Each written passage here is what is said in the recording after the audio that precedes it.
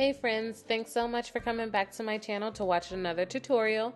Today I am just going to show you guys how to use the marbling technique.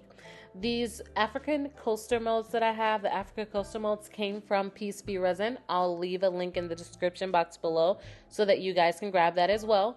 The resin that I use will be from Be Resin as well. It is 1-to-1 ratio, so part A, part B, equal parts. Just mix them together. I believe it's about 5 or so minutes. Love this resin. Has about a hour working time usually when I work with it.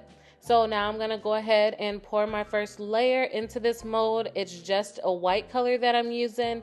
So for the Africa mold specifically, the molds are kind of turned around in the sense that the bottom layer is actually the top. So whatever you pour at the bottom will actually end up being the top of the finished product, just so that it actually looks like Africa.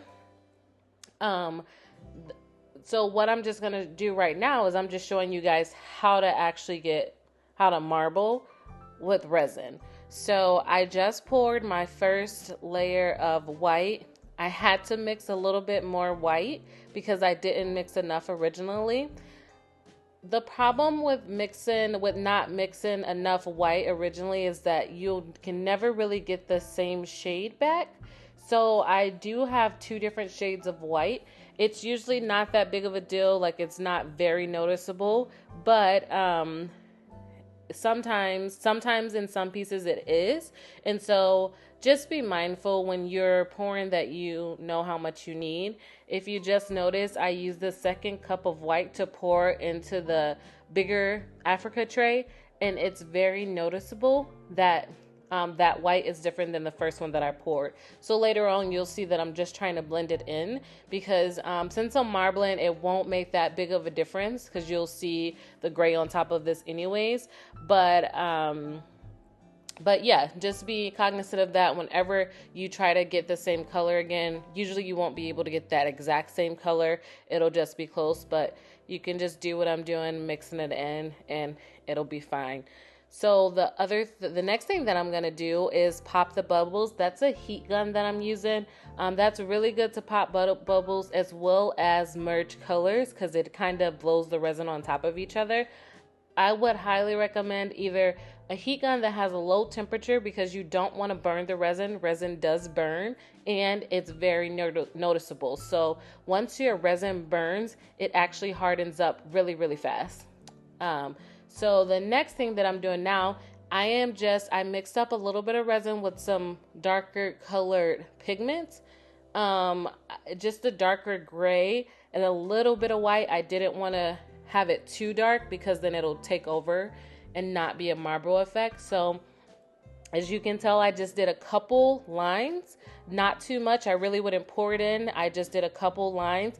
Then I'm using that heat gun to move the gray lines around in the coaster molds, in the Africa coaster molds, just to give it that marbling effect. You see that now it's like coming together. It's kind of becoming more marbled. This is just the technique that I use. Works really well. The piece came out perfect, like exactly how I wanted it to be. I highly recommend just put in a couple lines at first, especially if this is your first time. Blowing the resin around, see how it falls, and add an additional lines as I'm doing right now. The only thing you guys should be mindful of is the heat. So again, there's multiple reasons you don't want to overheat your molds. One being you don't want to burn your resin. It'll actually turn your resin a different color.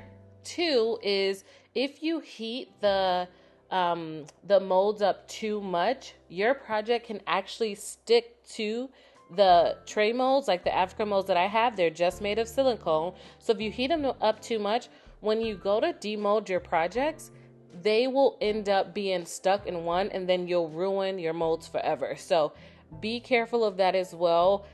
One tip around that is just to get a smaller heat gun. They sell them on Amazon. That's usually where I get my tools from.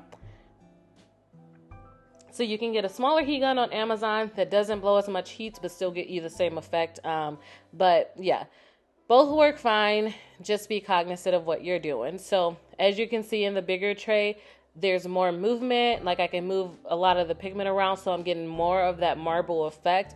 And plus it has a little bit more room for me to heat it up a lot more to get the marbling effect. So yeah, I